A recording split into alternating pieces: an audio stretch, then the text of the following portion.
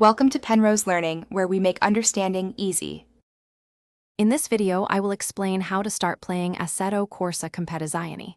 First, you'll want to decide on your input device. While a steering wheel and pedals offer the most immersive experience, a gamepad can also be a great starting point. Make sure your device is connected and calibrated correctly before diving in. This game is a dedicated GT3 and GT4 racing simulator, so prepare for a deep and rewarding driving experience right from the start. Next, let's dive into some essential game settings. Optimizing your graphics is key. Aim for a stable 60 frames per second or higher for the best visual fluidity. For wheel users, fine-tuning force feedback is crucial to feel the car's behavior accurately.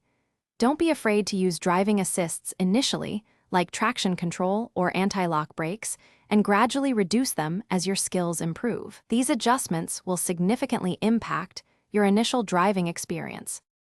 Now it's time to hit the track for your very first laps. Start in the practice mode with a car you like and a familiar circuit. Your primary goal should be smoothness and consistency, not outright speed.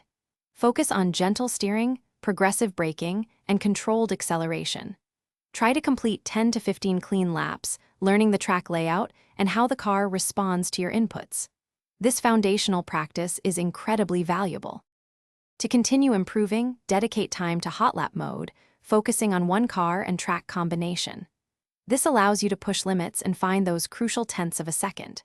Review your lap data, looking at braking points, throttle application, and steering angles to identify areas for improvement. Once you feel confident, consider joining online public lobbies or even a competitive league to experience the thrill of racing against others. Consistent practice is your best friend. Thanks for watching. If this was helpful, leave a like and consider subscribing. See you next time.